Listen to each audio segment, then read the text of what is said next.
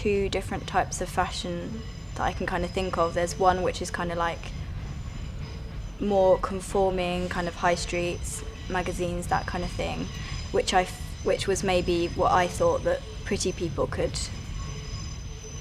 wear. And then there's the kind of more out there fashion, which is more for creative, confident people. So I never kind of felt like I was either. It's funny, when I had longer hair, I think people thought I was more stupid.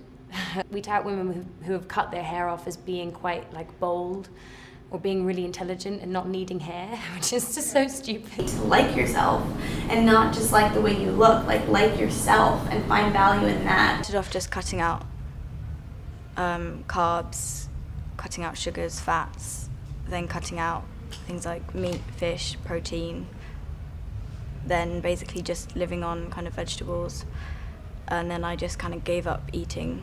They know that they're worth more than an Instagram like, and they're worth more than a comment on any other social platform. As a white woman, I can turn on the television, I can see my physical self represented, I can see many, many women like me, but the forms that I find them in are often, they're just so contrived, they're so sexualized. Some of the greatest female heroines have been born in the hearts and minds of men.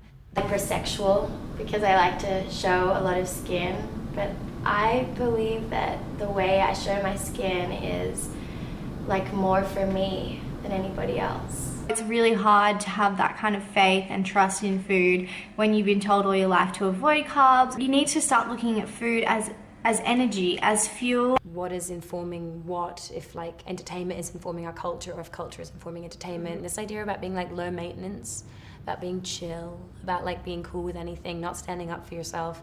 I mean, I think that we've instilled that in young women just because it, just to make lives easier for the men who want to treat them horribly. But I think some people are genuinely fucking lazy. The biggest way to make $1 is to like objectify, humiliate, and mutilate women. I kind of got congratulated in some ways about the fact that I'd lost the weight.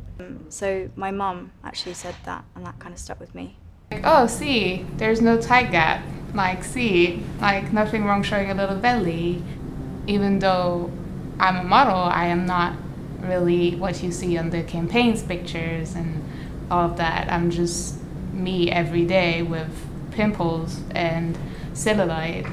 That nothing you're doing is going to be that effective. Anxiety is not a new concept, but it feels like a very privileged thing for me to be self-conscious about, like, do people like me, do people not like me, how do I look today? You just couldn't make myself eat. I just couldn't do it.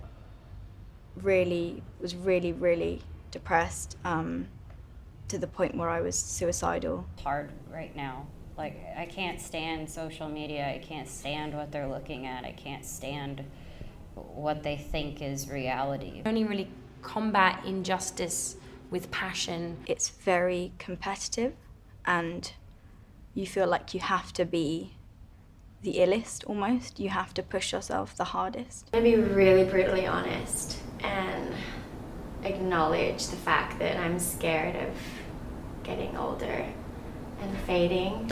I'm really aware, like, this is only temporary, don't get stuck here. Be more available to those who are beautiful, but it's because of stipulations that weren't decided by her. People think that beauty opens doors, but it opens doors to cliff edges. Wouldn't shower at certain times of the day because I was too scared to be with my body. I'm very lucky to be in my body, and it's a good place to be because it works pretty perfectly. It does exactly what I need it to do.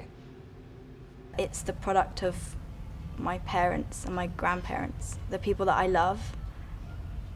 That's where it came from. I've got my mum's nose and my grandma's legs and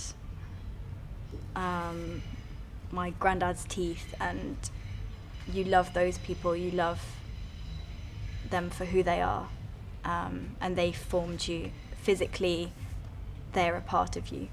This was the body that hugged my grandparents before they died. This is the body that looked after my mum when she was sick, and this is the body that enables me to dance and that intuitively wants to dance and wants to move. And this is the body that started to explore the world